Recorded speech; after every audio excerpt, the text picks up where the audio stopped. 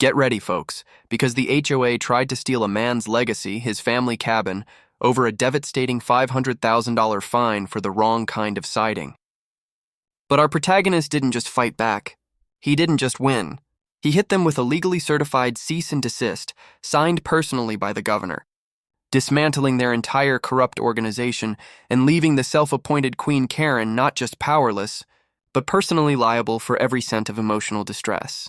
This isn't just a win, it's a nuclear obliteration of neighborhood tyranny. Intro CTA 15 to 20s. Before we dive into the most satisfying HOA takedown you've ever seen, do me a favor.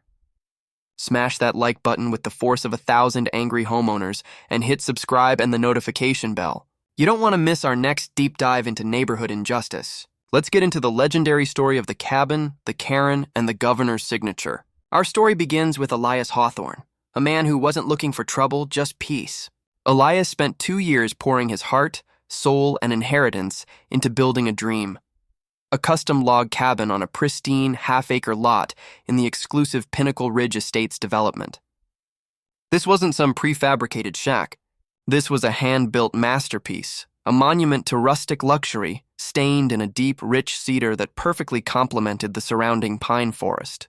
The lot was officially deeded, the taxes were paid, and the property was, by all accounts, perfect.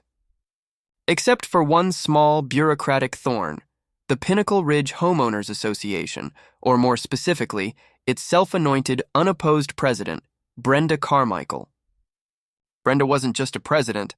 She was an authoritarian regent ruling her little kingdom with an iron clipboard and an obsessive eye for detail, or rather, her detail. Elias had done his due diligence, submitting all his architectural plans to the HOA's Architectural Review Committee, which, of course, was just Brenda and her perpetually nodding, terrified neighbor. He waited the required 30 days, received the official, stamped approved document, and broke ground. The trouble didn't start with the build. It started with the final coat of stain. The approved document specified natural wood tone. Elias, aiming for a slightly darker, more elegant finish, chose midnight cedar, a shade that was undeniably a natural wood tone just on the deeper end of the spectrum. To a normal person, this was a beautiful, negligible deviation. To Brenda, this was an act of open rebellion. One sunny Tuesday, Elias received his first notice of violation. It wasn't a friendly warning. It was a coldly typed, aggressively worded document demanding he immediately strip and restain the entire exterior to conform with the approved light wood tone specification within 72 hours or face a daily fine of $500. Elias was furious, but being a reasonable man, he called Brenda. He explained the small difference, the approval he already had, and even offered to send her a gallon of the stain. Brenda's response was chilling. "Your midnight cedar is an affront to the community aesthetic, Mr. Hawthorne. The document I approved only covered the structure. The stain choice is governed by the separate aesthetics and vetting policy. Section 4C, subsection 2, which states all exterior finishes shall utilize a light, golden-hued stain reminiscent of western pine. Consider this your final warning. The fine starts tomorrow." Elias realized he wasn't dealing with a neighbor. He was dealing with a monster of municipal malice. He spent the entire night reading the HOA's 150-page rulebook. He found no Section 4C, subsection 2 in the official registered bylaws. Just as the $500 fine clock was about to start ticking, he found an obscure clause.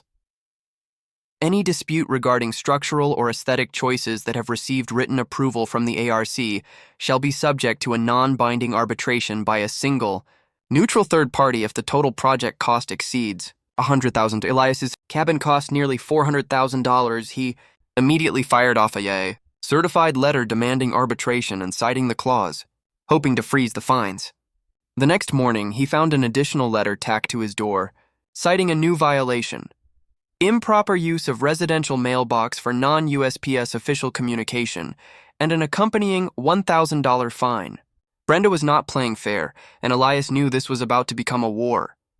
Elias thought the arbitration demand would buy him time, but Brenda was unhinged. She didn't acknowledge the arbitration clause. Instead, she doubled down on her bureaucratic brutality. Her response wasn't a letter. It was a line notice delivered by a private process server.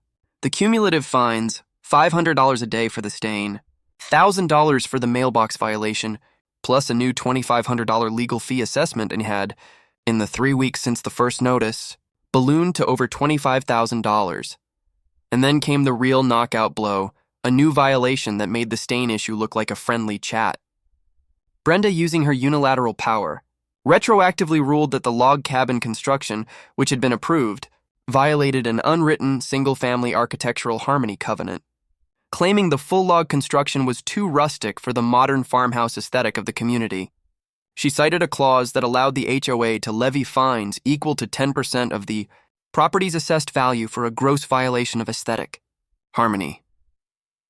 Elias's cabin and land were assessed at $5 million. The fine, $500,000. This wasn't a fine. It was a declaration of war, a brazen attempt to bankrupt him and seize his property. Elias, horrified, consulted his property attorney, who delivered even more crushing news.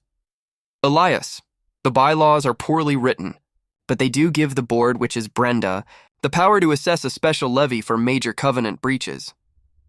The $500,000 is insane, but legally we're in a terrible spot. We need to tie this up in court for years and the daily fines will continue. But Brenda wasn't done playing the villain. Elias arrived home that evening to find a crew of 3 maintenance workers attempting to install a chain-link fence around his entire property. A large laminated sign was taped to his mailbox, ironically, next to a new 1,000 violation notice. Property seized due to delinquent fines. Access restricted. The HOA was attempting a physical illegal eviction. When Elias confronted the workers, one of them, visibly uncomfortable, handed him a stapled document, an order of immediate trespass enforcement, signed only by Brenda Carmichael, president. It stated that, effective immediately, Elias was barred from accessing his property due to the imminent risk of further violations until all 500,000 pluses in fines were paid in full. The document was completely illegal, lacking any court order, but in the moment, it felt terrifyingly real. Elias, standing on the curb, watching his dream home being encircled by a rusty fence, felt a sickening wave of despair. He couldn't just walk onto his own land without risking an arrest for trespassing. The woman had used the HOA's power to effectively steal his home with a piece of paper, leaving him a powerless, homeless owner staring through a chain-link cage at the cabin he built with his own hands. Elias stood there defeated, knowing that if he didn't find a silver bullet, his family's legacy was gone forever. Elias didn't go to court. He went to the state records office. That night, sitting in a tiny fluorescent-lit office with his attorney, he executed a brilliant, devastating strategy. They weren't fighting the fine. They were fighting the existence of the HOA itself. His attorney recalled a minor change in the state's HOA certification laws from 3 years prior, a technical amendment few HOAs ever bothered with. This amendment required all HOAs overseeing more than 50 properties, which Pinnacle Ridge Estates certainly did, to file an annual Compliance and Financial Transparency report with the Secretary of State's office, or their official corporate status would be administratively dissolved. The consequence? Any actions taken by the dissolved entity would be considered null and void, and the officers would lose all liability protection. They spent 12 grueling hours cross-referencing state records. What they found was gold. Pinnacle Ridge Estates HOA had failed to file the mandatory report for the past 2 years straight. Brenda was either too lazy or too arrogant to fill out the paperwork. The HOA was technically, legally, and administratively dissolved. Its $500,000 fine, its trespass notice, its entire existence as a legal entity capable of governance was gone. But Elias knew Brenda wouldn't back down with a simple letter from a lawyer. She needed the state to hit her with a mountain of official, undeniable force. Elias's attorney had a contact, the chief counsel for the governor's office of regulatory reform. They pitched the case, a rogue, dissolved HOA illegally attempting to seize $5 million in property based on fictitious fines and violating state homeowner protection statutes. The governor's office saw a perfect high-profile case to demonstrate regulatory muscle. Within 48 hours, Elias's attorney delivered a 3-page document back to Elias. It was a cease and desist order addressed to the dissolved Pinnacle Ridge Estates Homeowners Association and its former officers, specifically Ms. Brenda Carmichael. The order declared the HOA's corporate status void, demanded the immediate removal of all fences and signs, and mandated the nullification of all outstanding fines. Crucially, at the bottom of the third page, printed in bold official script, was the signature of the Honorable Andrew T. Stevens, Governor of the state. Elias didn't mail it. He hand-delivered it. He walked right past the workers who were still loitering near the chain-link fence, ignored Brenda's frantic calls from her porch, and taped the 3-page governor-signed document directly onto her front door, ensuring the governor's signature was the first thing she'd see. The moment Brenda opened her door and saw the governor's official seal, her reign of terror ended. She called her personal attorney, not the HOA's, and the news was devastatingly simple. Brenda, you're not just wrong. You've committed fraudulent impersonation of a corporate officer and exposed yourself to personal liability. The state's cease and desist was immediate and absolute. Within an hour, a state trooper arrived not to arrest anyone, but to personally supervise the removal of the illegal fence, ensuring Elias regained full access to his property. The fallout for Brenda was swift and spectacular. The governor's office, loving the high-profile win for the common man, issued a press release detailing the abusive and illegal practices of the dissolved HOA, naming Brenda Carmichael directly. The story exploded in local and then regional news, complete with pictures of Elias's beautiful cabin and the ridiculous midnight cedar stain. The HOA's non-filing was not just a technicality. It meant that all fines, all special assessments, and all legal costs incurred by the HOA for the last 2 years were now the personal financial obligation of the individuals who authorized them. Brenda Carmichael.